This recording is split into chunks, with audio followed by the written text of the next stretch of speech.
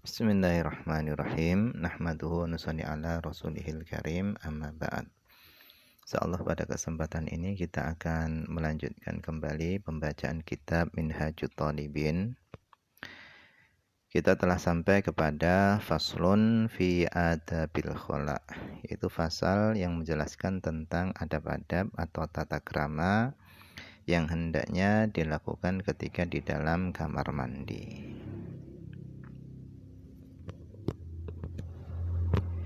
Beliau mengatakan wa yuqaddimu dakhilul khala yasarahu. Hendaknya orang yang masuk ke dalam kamar mandi WC, hendaknya dia mendahulukan yasarahu, kaki kirinya, wal khariju yaminahu, dan hendaknya orang yang keluar daripada kamar mandi atau WC, hendaknya dia mendahulukan yaminahu, kaki kanannya. Jadi masuk kamar mandi itu kaki kiri, keluar daripada kamar mandi itu kaki kanan. Wala yahmilu dzikrallahi ta'ala, dan janganlah dia membawa zikrullah, yaitu benda-benda atau perkara-perkara yang pada benda tersebut itu ditulis nama-nama Allah. Apakah itu tasbih, Al-Quran atau yang lainnya, itu tidak boleh dibawa. Kemudian wayak tamidu jalisan yasarahu, dan hendaknya dia bersandar jalisan ketika dia duduk, hendaknya dia bersandar yasarahu dengan kaki kirinya. Jadi ketika istinja yang dijadikan tumpuan itu adalah kaki kirinya. Kemudian wala yastaqbilul qiblata, dan janganlah dia menghadap kiblat. Wala yastadbiruha, dan janganlah dia membelakangi kiblat. Jadi ketika kita buang air kecil atau buang air besar, itu tidak boleh menghadap kiblat atau membelakangi kiblat. Wa yahrumani, dan keduanya tadi itu haram, yaitu menghadap kiblat atau membelakangi kiblat itu haram. Fi sahra, ketika dilakukan di tanah lapang. Jadi kalau kita buang hajat di tempat yang sudah disediakan seperti sekarang, yaitu WC atau kamar mandi atau sebuah bangunan, menghadap atau membelakangi kiblat itu hukumnya dimakruhkan. Tetapi kalau kita buang hajatnya tadi itu di tanah lapang yang tidak ada penghalangnya, nggak ada satirnya, maka melakukan hal itu, menghadap atau membelakangi kiblat, itu hukumnya adalah haram.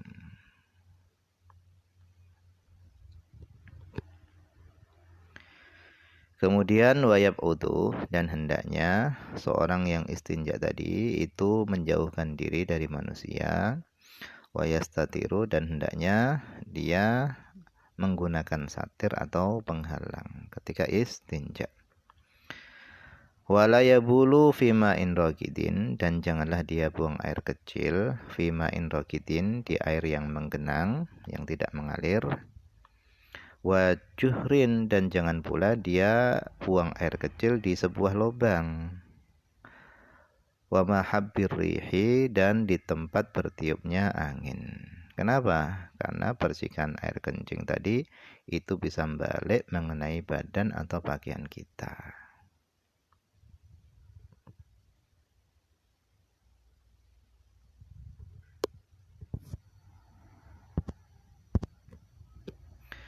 Kemudian wa mutahaddatsin, dan janganlah buang air kecil tadi, buang hajat tadi itu di tempat berbincang-bincangnya manusia, wa tariqin, dan di jalannya manusia, wa tahta muthmiratin, dan di bawah pohon yang berbuah. Wala yatakallamu, dan hendaknya ketika seorang buang hajat, hendaknya dia tidak berbicara. Wala yastanji bima'in fi majlisihi, dan janganlah dia beristinja bima'in dengan air fi majlisihi, yang ada di tempat duduknya, karena dikhawatirkan air tersebut itu terkena najis. Wa yastabri'u minal baul, dan hendaknya dia mentuntaskan minal baul dari kencingnya. Jadi kalau dia masih merasa ingin keluar air kencingnya, maka hendaknya itu dituntaskan.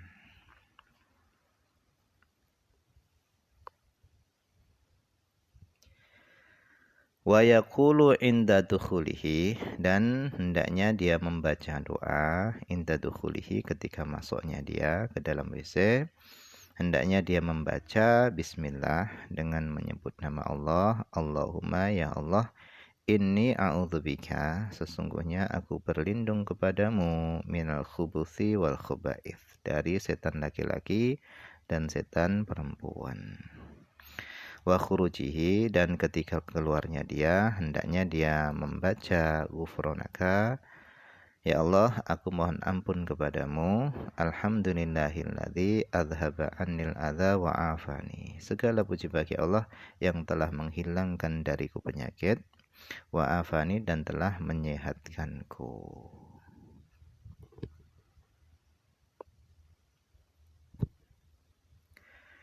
Kemudian wa yajibu al-istinja'u bima'in aw hajarin, dan wajib beristinja dengan air atau dengan hajar, batu.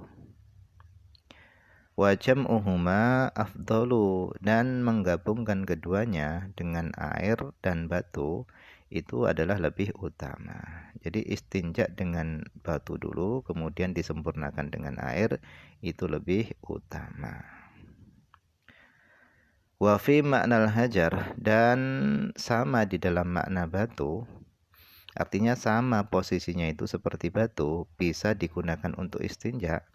Itu adalah kullu jamidin, setiap benda yang padat, yang keras, tohirin, yang suci, qoliin, yang bisa mengangkat najis, yang bisa menyerap, ghairi muhtaramin, yang tidak dimuliakan. Jadi meskipun benda tadi itu keras, ya suci, bisa mengangkat najis, tapi kalau benda tersebut itu adalah benda yang dimuliakan, maka itu tidak boleh. Seperti apa? Contohnya seperti roti yang sudah padat. Nah, meskipun roti tadi itu suci, padat, bisa mengangkat najis, tapi karena roti itu adalah perkara yang dimuliakan, maka nggak boleh istinja dengan roti. Wa jildin tubigha, dan boleh juga istinja dengan menggunakan kulit tubigha yang sudah disamak. Duna ghairihi, bukan selainnya, yang belum disamak itu enggak boleh. Jadi dengan kulit yang belum disamak itu tidak boleh. Fil azhar, menurut pendapat yang azhar.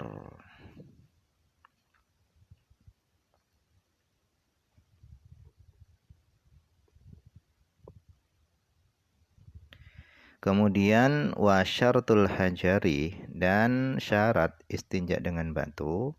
Syarat istinja dengan batu adalah alla yajifan najasu, hendaknya tidak kering apa najis. Jadi najisnya tadi itu harus masih basah.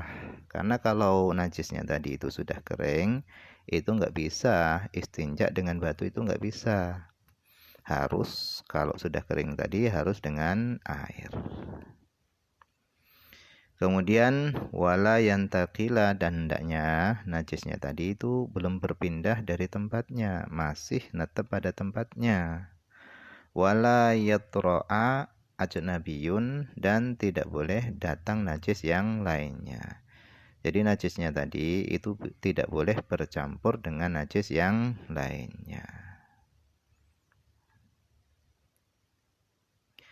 Walau nadharoh, dan seandainya najisnya tadi itu jarang, jadi najis yang keluar tadi itu jarang, sesuatu yang jarang, awin tasyaro, atau najisnya tadi itu menyebar, fauqal adah, melebihi kebiasaan, walam yujawiz, dan najisnya tadi itu belum melampaui safhatahu, pantatnya, wa hasyafatahu, dan belum melampaui hasyafatahu, yaitu kepala kemaluannya, maka jazal hajaru fil azhar, maka boleh istinja dengan batu fil azhar menurut pendapat yang azhar.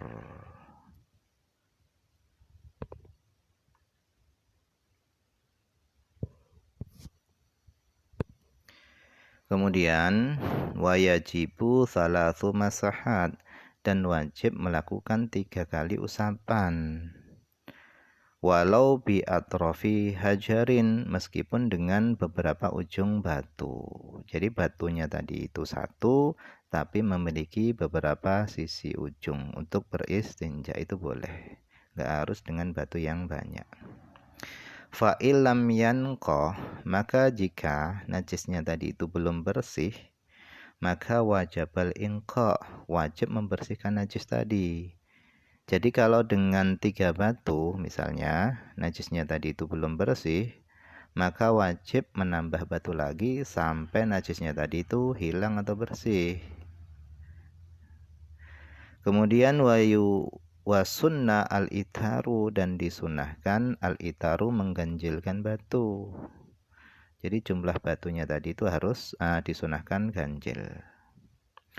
Wa kullu hajarin, dan setiap batu itu likuli mahallihi, itu untuk setiap tempat najisnya. Setiap batu itu untuk setiap tempat najisnya.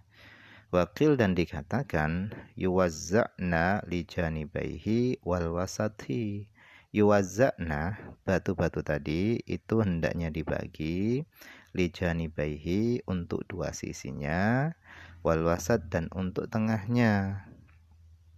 Jadi lubang itu kan ada pinggir-pinggirnya dan ada tengahnya.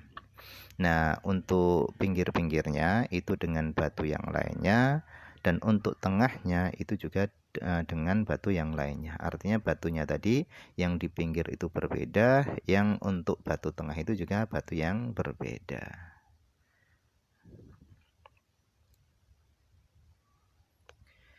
Kemudian wayusannu biyasarihi, dan disunahkan beristinja tadi itu dengan tangan kirinya. Walal istinja'ah, dan tidak ada istinja lidudin, itu karena ulat, wabarin, dan karena bila lausin, dengan tanpa melumuri. Fil azhar, menurut pendapat azhar. Jadi kalau yang keluar dari lubang dubur tadi itu adalah ulat atau yang padat, yang tidak melumuri sisi-sisi kanan kirinya tempat istinja tadi, maka tidak wajib istinja. Wallahu a'lam. Ini saja yang bisa dibaca pada kesempatan ini, semoga ada manfaatnya.